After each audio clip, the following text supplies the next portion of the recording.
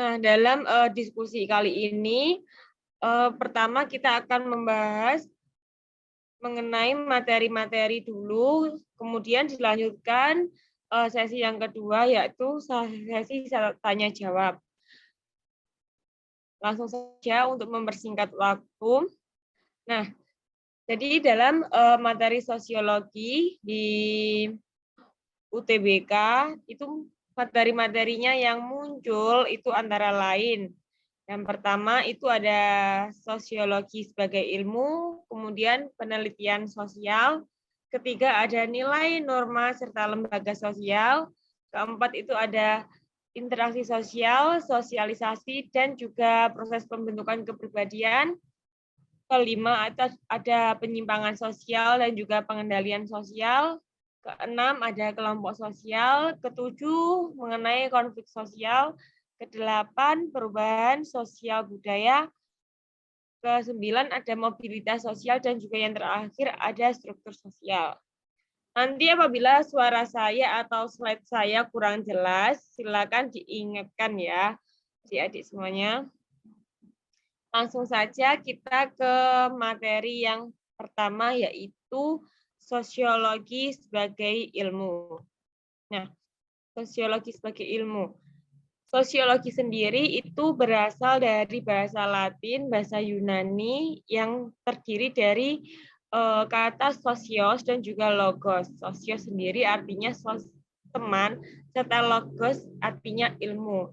Nah, secara nggak langsung sosiologi itu artinya adalah sebuah ilmu yang mempelajari tentang keterkaitan antar masyarakat. Jadi ilmu yang mempelajari tentang masyarakat, baik itu interaksi, terus pola-pola hubungan di dalamnya, mengenai konfliknya, dan juga yang lainnya yang berkaitan tentang masyarakat. Nah, kemudian selanjutnya adalah ciri-ciri ilmu sosiologi.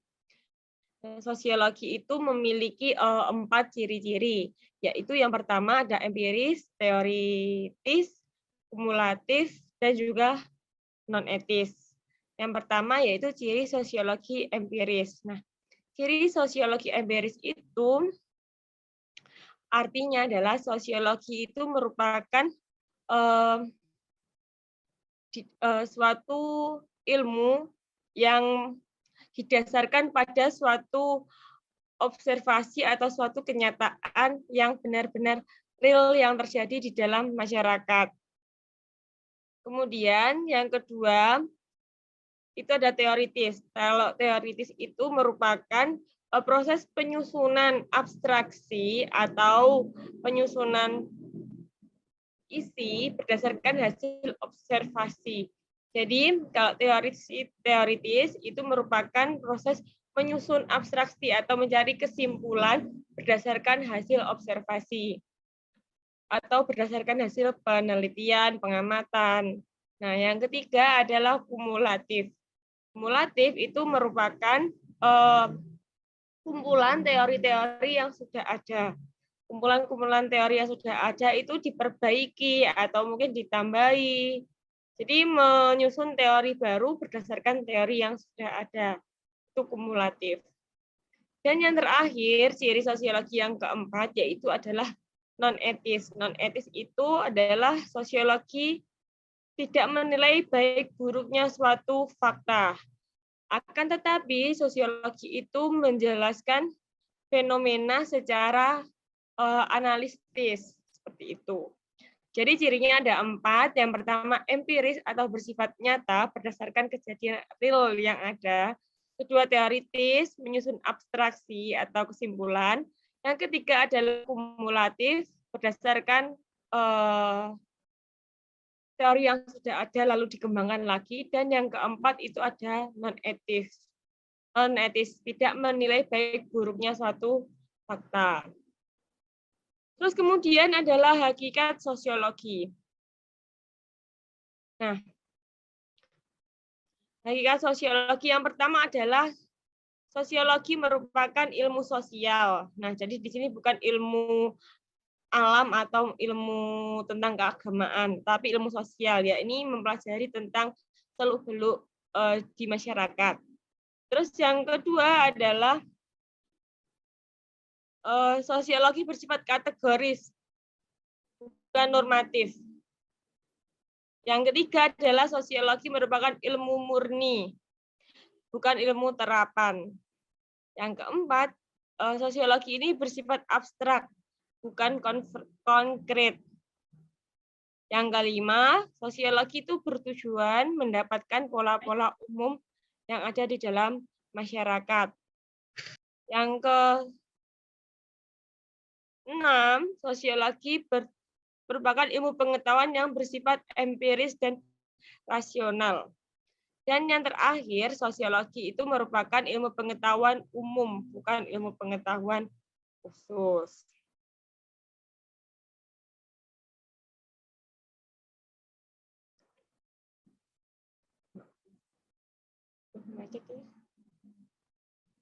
Nah, terus selanjutnya adalah mengenai peran sosiologi di dalam masyarakat atau manfaatnya sosiologi di dalam masyarakat.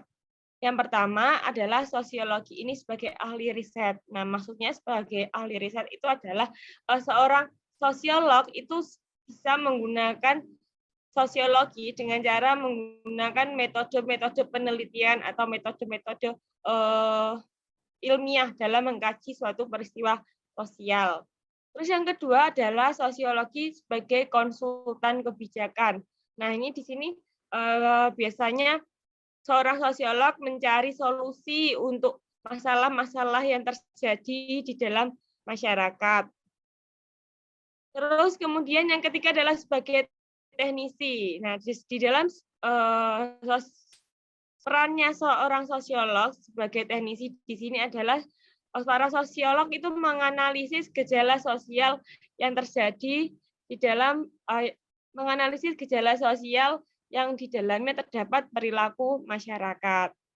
Sedangkan yang terakhir peran sosiologi yang terakhir adalah sebagai guru atau sebagai pendidik. Nah, di sini artinya adalah sosiolog itu memberikan ilmu hasil temuannya atau hasil risetnya kepada masyarakat atau mengajarkan ilmu sosiologi kepada masyarakat seperti itu.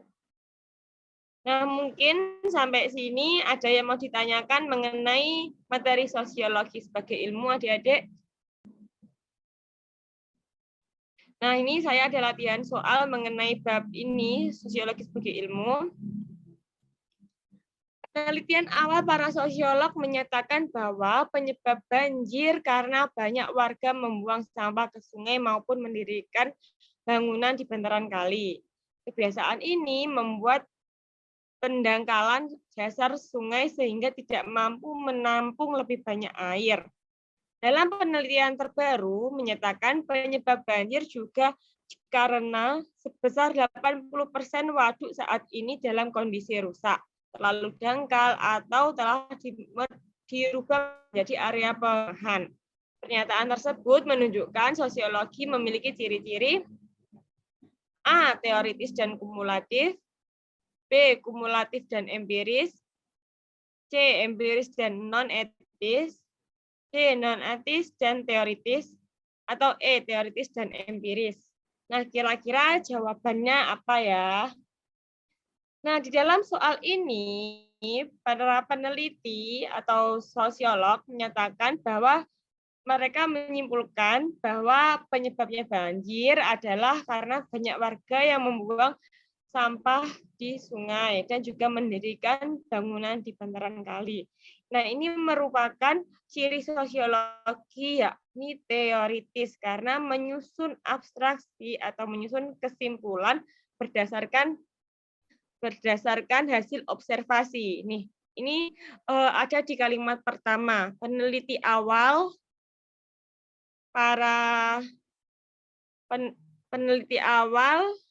para sosiolog menyatakan bahwa penyebab banjir karena banyak warga yang membuang sampah ke sungai.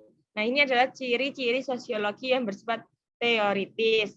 Sedangkan yang kedua, di dalam kalimat nomor 3, Dalam penelitian terbaru menyatakan penyebab banjir juga karena sebesar 80% waduk saat ini dalam kondisi rusak. Nah, ini adalah ciri-ciri sosiologi kumulatif.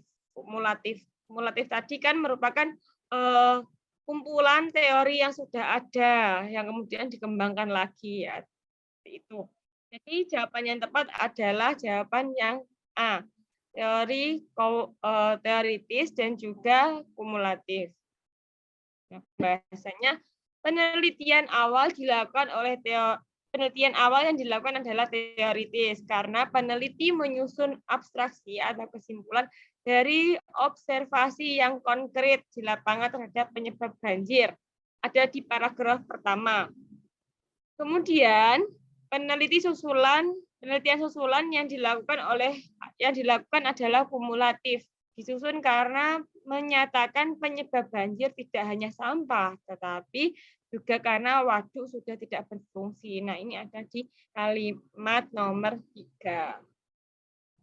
Sampai sini ada yang mau ditanyakan sekiranya mengenai bab yang pertama, yaitu sosiologi sebagai ilmu. Oke, kalau begitu saya lanjutkan ya. Yakni mengenai materi penelitian sosial. Nah, materi penelitian sosial ini bisa kalian temui di sosiologi ketika masa kelas 10. Nah,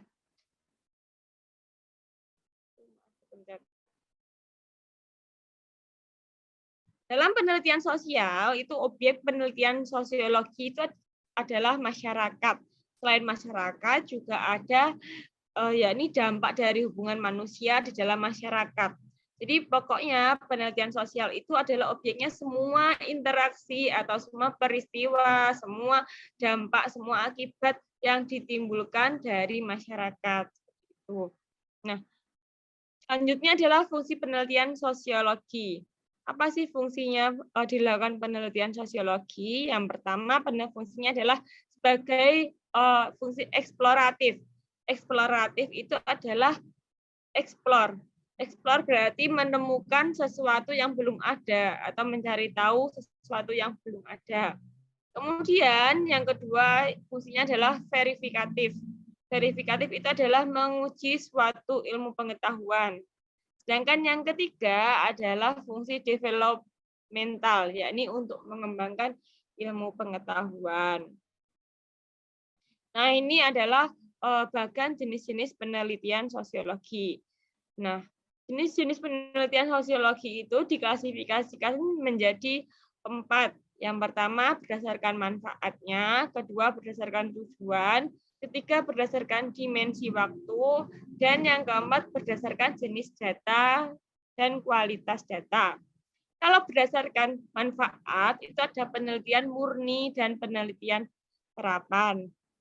Kalau penelitian murni, itu adalah penelitian yang bertujuan untuk mengembangkan keilmuan, mengembangkan ilmu pengetahuan. Sedangkan penelitian terapan itu merupakan penelitian yang mencoba untuk menyelesaikan masalah itu atau mencari jalan keluar dari suatu masalah. Kalau berdasarkan tujuan itu ada 3 macam, yakni penelitian eksploratif, deskriptif, serta penelitian eksplanatif. Nah, penelitian eksploratif itu adalah penelitian yang bertujuan untuk menggali suatu gejala sosial yang relatif baru. Kalau penelitian deskriptif itu adalah penelitian yang bertujuan untuk menggambarkan detail suatu fenomena sosial. Kalau eksplanatif itu penelitian yang bertujuan untuk menjelaskan atau menemukan mengapa suatu gejala sosial itu bisa terjadi. Jadi eksploratif tadi menggali sesuatu yang baru atau mencari sesuatu gejala sosial baru, deskriptif untuk menggambarkan secara detail, eksplanatif itu untuk menemukan sebab akibat suatu gejala sosial itu terjadi. Selanjutnya adalah jenis penelitian berdasarkan dimensi waktu. Nah, Yang pertama ada cross-sectional studies. Nah, ini merupakan penelitian yang membatasi studi tentang masyarakat pada suatu objek dan waktu tertentu. Jadi, kajiannya, objek dan waktunya itu dibatasi. Itu cross-sectional studies. Sedangkan longitudinal studies itu merupakan penelitian yang berusaha mengungkap akibat dari suatu peristiwa yang berlangsung relatif lama. Kalau tadi sebelumnya cross seksional itu membatasi objek serta waktu, kalau longitudinal itu peristiwa yang berlangsung yang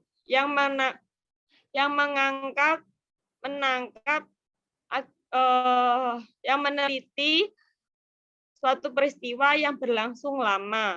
Sedangkan yang terakhir, ex post facto studies itu merupakan penelitian yang berupaya menelaah faktor-faktor yang dianggap sebagai penyebab dari realitas maupun fenomena sosial secara aktual. Nah, kalau untuk jenis data dan kualitas data itu dibagi menjadi dua macam, yakni kuantitatif sama kualitatif. Kuantitatif sendiri merupakan penelitian dengan sifat datanya itu berupa angka-angka, jadi dijabarkan menggunakan angka-angka. Sedangkan kualitatif itu jenis datanya dijabarkan dengan menggunakan paragraf berupa kalimat-kalimat seperti itu. Terus ini merupakan teknik pengumpulan data. Teknik pengumpulan data yang pertama ada acak atau random sampling. Nah, random sampling ini artinya adalah setiap satuan populasi itu memiliki kesempatan yang sama untuk dijadikan sampel. Jadi setiap populasi itu memiliki kesempatan yang sama, tidak membeda-bedakan. Yang kedua adalah teknik bertingkat. Nah, di dalam teknik bertingkat ini, populasi dibagi dalam beberapa lapisan. Kemudian masing-masing dari lapisan tadi dipilih secara acak. Yang ketiga adalah proporsional. Ini merupakan teknik pengambilan sampel dengan cara setiap tingkatan populasi dipilih dengan jumlah yang berbeda-beda. Yang keempat ada teknik klaster, yakni dengan cara membagi populasi menjadi beberapa gugus. Kemudian yang kelima ada teknik wilayah. Teknik wilayah yaitu membagi seluruh satuan populasi menjadi ke dalam beberapa karakter atau beberapa karakteristik tertentu. Jadi mengelompokkan beberapa populasi menjadi karakter-karakter tertentu.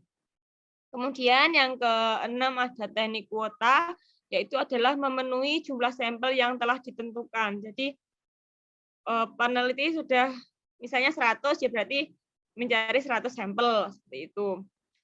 Terus selanjutnya yang ketujuh ada purposive. Purposive itu merupakan teknik sampel bertujuan yang memiliki tujuan. Nah, biasanya untuk sebuah program tertentu. Terus yang terakhir adalah bola salju atau snowball. Nah, di sini peneliti itu mendapat sumber dari narasumber sebelumnya. Jadi narasumber sebelumnya itu memberikan rekomendasi kepada peneliti. Terus selanjutnya adalah metode penelitian sosial. Nah, yang pertama ada kuesioner. Kuesioner itu merupakan sejumlah pertanyaan yang harus dijawab oleh responden. Terus yang kedua ada angket. Angket itu juga merupakan sebuah pertanyaan yang sudah, tetapi yang membedakan angket dengan kuesioner, kalau angket ini di dalam pertanyaan tadi sudah ada pilihannya. Misalnya, bagaimana pendapatmu mengenai kenakalan remaja? Jawabannya pilihannya setuju, tidak setuju, sangat tidak setuju. Nah, itu angket. Jadi, kalau kuesioner itu tadi berupa pertanyaan, kalau angket itu sudah ada pilihannya, jadi tinggal mencoreng-coreng saja. Terus yang ketiga adalah wawancara. Wawancara adalah dengan cara menanyakan langsung kepada responden dengan memberikan pertanyaan. Kemudian yang keempat ada observasi atau pengamatan. Terus yang kelima ada dokumentasi. Ya, ini adalah proses meneliti dokumen-dokumen baik gambar, tulisan, rekaman maupun sumber-sumber lainnya. Nah, ini ada contoh latihan soal dari materi penelitian sosial. Metode penelitian di mana seseorang wartawan melakukan liputan langsung pada daerah konflik dengan menghadirkan narasumber terpercaya sebagai sumber berita disebut A. Angket, B. Observasi, C. Klaster, atau D. Wawancara, atau E. Kuesioner. Nah, kira-kira jawabannya mana? Sudah tahu semua kan? Iya, jawabannya adalah yang D. Wawancara. Wawancara langsung yang dilakukan secara spontan dan terus-menerus pada narasumber yang terpercaya tentang suatu peristiwa dengan pertanyaan yang spontan langsung. Nah, ini tadi ya. Dalam soalnya wartawan mendatangkan narasumber. Itu adalah contoh dari metode wawancara. Wartawan melakukan liputan langsung pada daerah konflik dengan menghadirkan narasumber. Ditanyakan mengenai materi penelitian sosial.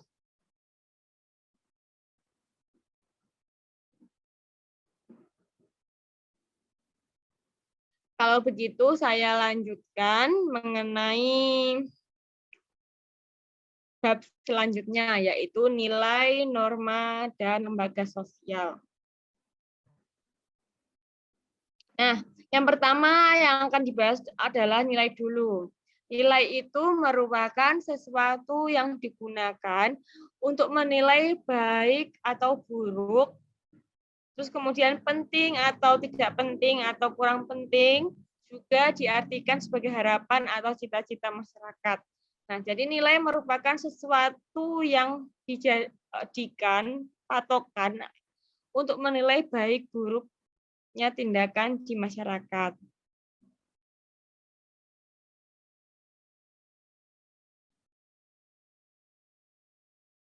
Nah, kemudian yang selanjutnya adalah ciri-ciri nilai sosial. Yang pertama cirinya adalah nilai sosial itu muncul karena hasil dari interaksi antar masyarakat. Yang kedua, cirinya adalah disebarkan di antara masyarakat. Yang ketiga, bagian dari pemenuhan kebutuhan dan kepuasan masyarakat. Ciri yang selanjutnya adalah terbentuknya melalui sosialisasi. Jadi nilai ini terbentuk karena adanya sosialisasi atau adanya hubungan, keterkaitan, adanya interaksi antar masyarakat. Kemudian ciri selanjutnya adalah nilai itu mempengaruhi perkembangan diri seseorang. Terus memiliki pengaruh yang berbeda di dalam masyarakat. Jadi antar individu itu pengaruhnya akan berbeda meskipun mendapat nilai yang sama. Dan ciri yang terakhir adalah nilai itu berkaitan satu sama lain dan membentuk sistem nilai. Nah, ini adalah jenis-jenis nilai. Yang pertama adalah jenis-jenis nilai menurut sosiolog yaitu Profesor Notonegoro. Yang pertama adalah nilai material. Nah, nilai material itu merupakan nilai yang digunakan untuk memenuhi kebutuhan fisik, misalnya kayak pakaian, sepeda motor, rumah, itu merupakan nilai material. Biasanya berupa materi atau benda-benda yang fungsinya itu untuk memenuhi kebutuhan hidup. Sedangkan nilai vital itu adalah nilai yang utama, nilai yang penting. Dan ini sangat dibutuhkan, misalnya kayak asupan makanan, terus lauk pauk, air, Itu adalah nilai vital yang tidak bisa digantikan. Kemudian yang ketiga adalah nilai kerohanian. Nah, nilai kerohanian ini bisa berupa religi atau kepercayaan, habis itu ketenangan hati, seperti itu. Kemudian selanjutnya adalah jenis-jenis nilai berdasarkan cirinya. Nah, berdasarkan cirinya itu ada nilai yang mendarah daging dan juga nilai dominan. Kalau nilai yang mendarah daging itu adalah berarti nilai tersebut itu sudah ditanamkan sejak dini, sejak lahir. Dan biasanya itu berupa doktrin atau dogma. Jadi sudah diajarkan atau sudah ditanamkan sejak masih dini. Itu nilai mendarah daging. Contohnya seperti misalnya kayak agama, kemudian marga, seperti itu. Kalau nilai dominan itu adalah nilai yang dianggap lebih penting dari nilai-nilai lainnya. Misalnya kayak tata krama, menghargai orang yang lebih tua, seperti itu. Nah, selanjutnya ini adalah mengenai norma. Kalau tadi nilai, sekarang norma.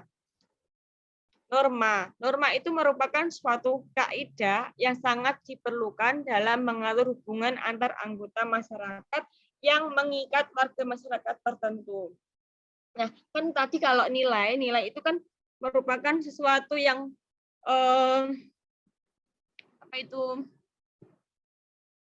menjadi tolak ukur baik buruknya tingkah masyarakat. Nah, kalau sekarang norma itu adalah sesuatu yang mengikat masyarakat agar tidak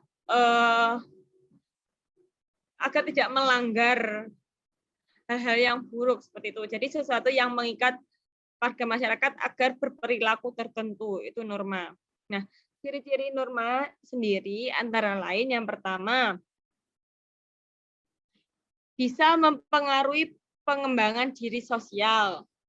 Kemudian mempunyai pengaruh yang beragam antar masyarakat. Yang ketiga adalah cenderung berkaitan satu dengan lainnya. Ciri yang keempat, terbentuk melalui proses sosialisasi atau proses masyarakat. Di sini artinya adalah proses belajar. Dan yang kelima adalah merupakan bagian dari usaha pemenuhan kebutuhan dan kepuasan sosial manusia. Untuk syarat-syarat norma sosial sendiri antara lain, yang pertama, norma itu harus diketahui, dipatuhi, dan dimengerti oleh masyarakat agar norma itu bisa berjalan sebagaimana mestinya. Terus yang kedua adalah norma tersebut harus dihargai oleh warga negara karena bermanfaat bagi kelangsungan hidup bermasyarakat. Kemudian ciri yang ketiga adalah norma tersebut harus ditaati dan dilaksanakan oleh masyarakat. Nah, jadi secara nggak langsung norma itu merupakan alat untuk mengkontrol masyarakat agar tidak berperilaku menyimpang seperti itu.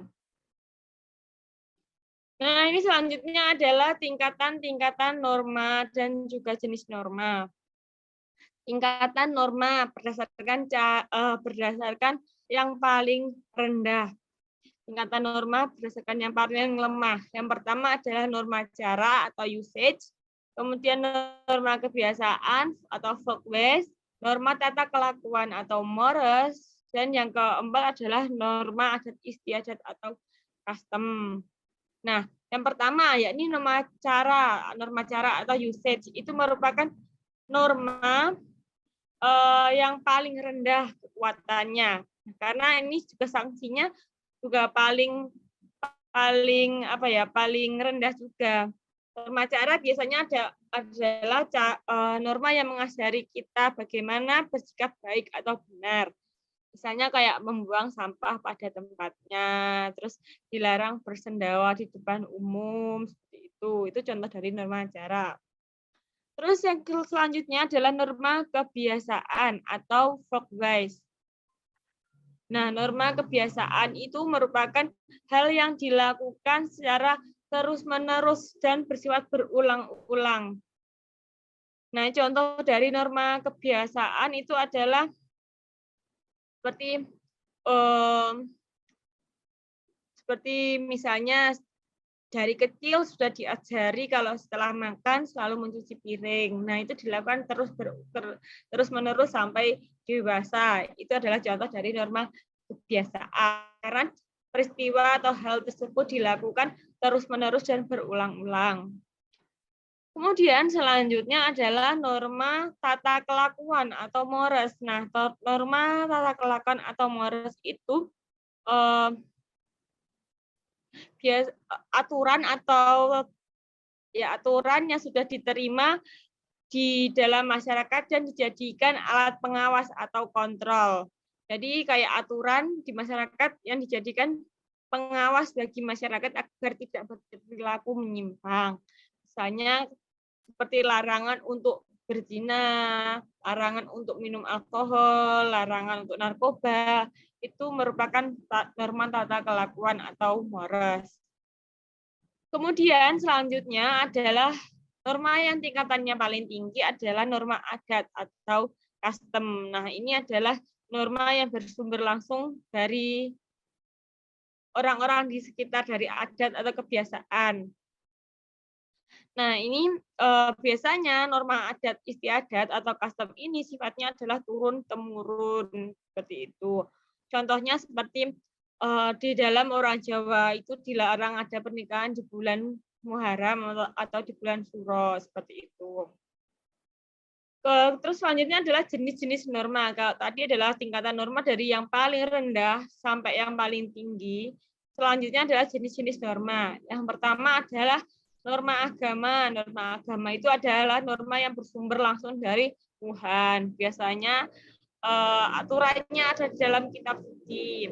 Terus kemudian norma kesusilaan. Norma kesusilaan adalah norma yang bersumber dari hati nurani manusia. Misalnya kayak tidak perilaku yang menyangkut misalnya kayak tidak mengkhianati atau menyakiti seseorang, seperti itu. Yang ketiga jenis norma adalah norma kesopanan. Nah, ini adalah norma yang bersumber dari tingkah laku masyarakat. Seperti contohnya tidak membuang sampah di jalan, tidak mengganggu orang. Dan jenis ada lagi norma kebiasaan. Norma kebiasaan itu adalah norma sama ya seperti folkways tadi yang dilakukan berulang-ulang. Selain di sini itu juga ada yang namanya norma hukum yang belum tertulis ya di slide. Norma hukum itu adalah norma yang bersumber dari pemerintah dan kita itu dipaksa atau sifatnya itu memaksa kita untuk mentaati peraturan tersebut. Contoh yang paling gampang adalah ketika berkendara harus wajib memakai helm. Nah, selanjutnya adalah fungsi dari norma sosial. Nah, fungsi dari norma sosial yang pertama adalah sebagai pedoman hidup yang berlaku dalam kelompok masyarakat tertentu. Sebagai pedoman hidup. Yang kedua adalah memberikan stabilitas dan keteraturan dalam masyarakat.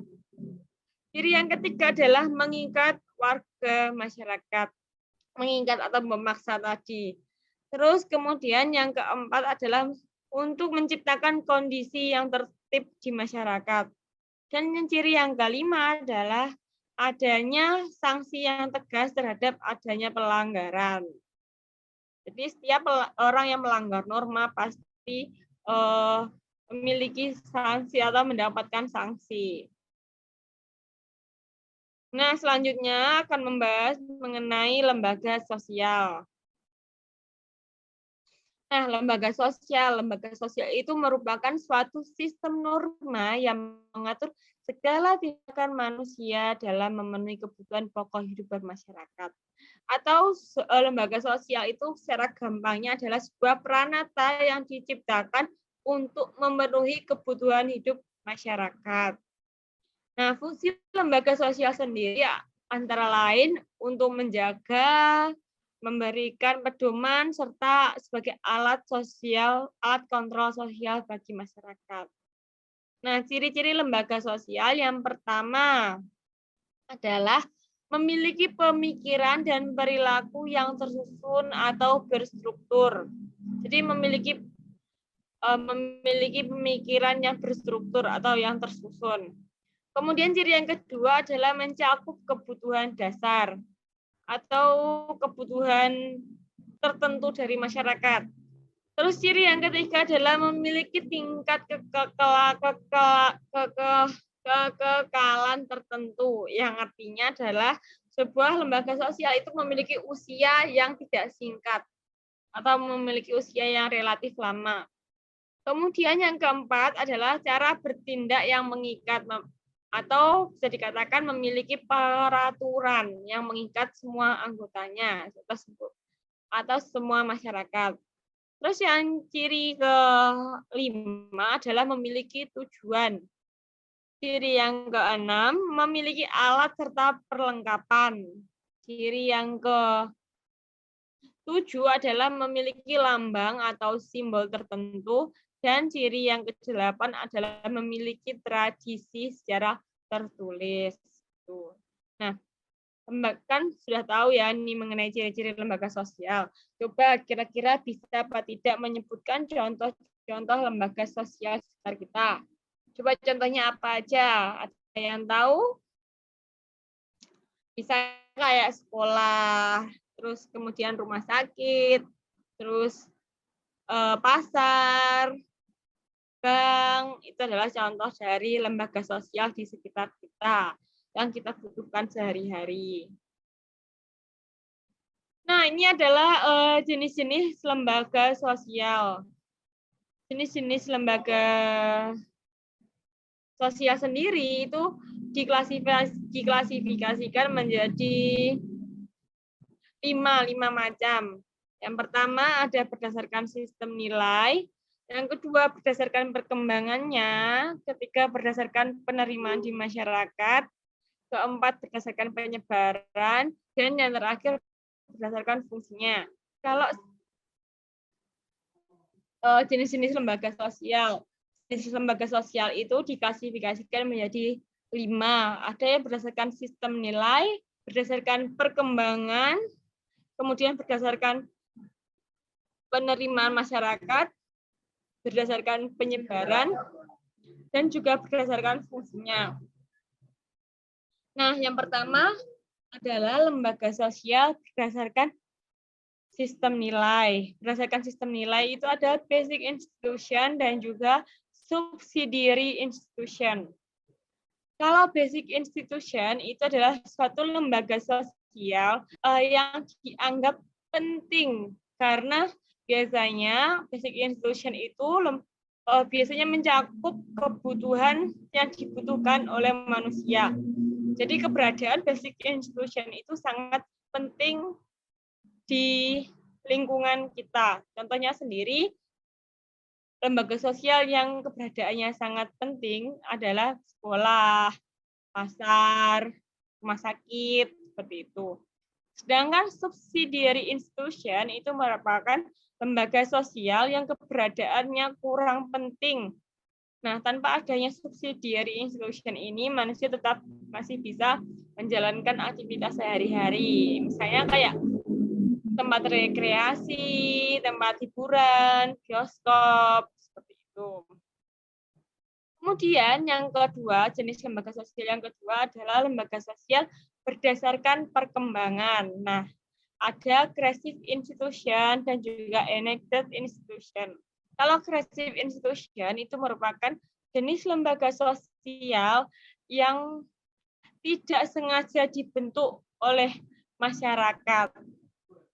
Tidak sengaja dibentuk dan tumbuh berkembang di dalam masyarakat. Misalnya kayak tata cara perkawinan, kemudian agama atau kepercayaan. Nah, itu merupakan contoh lembaga sosial yang tidak sengaja dibentuk atau memang sudah ada dari dulu kala. Sedangkan enacted institution itu merupakan lembaga sosial yang memang sengaja dibentuk yang bertujuan karena memang masyarakat membutuhkan, misalnya kayak sekolah, terus kayak pendidikan, perdagangan, seperti itu. itu. Terus selanjutnya jenis lembaga sosial yang ketiga adalah lembaga sosial berdasarkan penerimaan di masyarakat. Itu ada approved institution dan juga unsanctioned institution. Kalau approved institution itu merupakan lembaga sosial yang diterima oleh masyarakat. Kenapa kok diterima? Karena biasanya dampaknya itu baik atau lembaga sosial itu memberikan pengaruh, memberikan manfaat yang baik oleh masyarakat. Kemudian sedangkan unsanctioned institution itu adalah lembaga sosial yang keberadaannya ditolak oleh masyarakat karena biasanya itu membahayakan atau merugikan masyarakat. Nah, contoh dari approved institution sendiri itu adalah kayak lembaga sosial yang bertujuan baik yang diterima misalnya kayak kepolisian, terus seperti perbankan, pasar. Sedangkan unsanctioned institution, lembaga sosial yang ditentang atau ditolak keberadaannya oleh masyarakat, misalnya kayak bandar togel, terus perjudian, tempat cabung ayam, atau diskotik, seperti itu. Terus selanjutnya adalah jenis lembaga sosial berdasarkan penyebarannya. Nah, ini ada general institution dan juga restricted institution. Nah, kalau general institution itu adalah lembaga sosial yang keberadaannya itu meluas, sehingga lembaga sosial ini diketahui oleh orang banyak, diketahui oleh orang umum. Contohnya seperti adanya berbagai macam agama di dunia, seperti Islam, Kristen, Hindu, Buddha, dan lain sebagainya. Terus kalau restricted institution itu adalah lembaga sosial yang hanya diketahui oleh orang-orang tertentu saja. Keberadaannya atau aturannya itu hanya diketahui oleh orang-orang sedikit saja.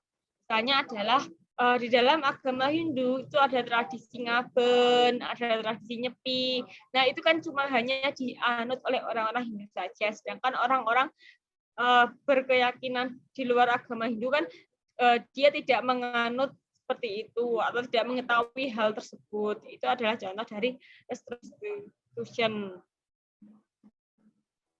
Terus selanjutnya adalah lembaga sosial berdasarkan fungsinya.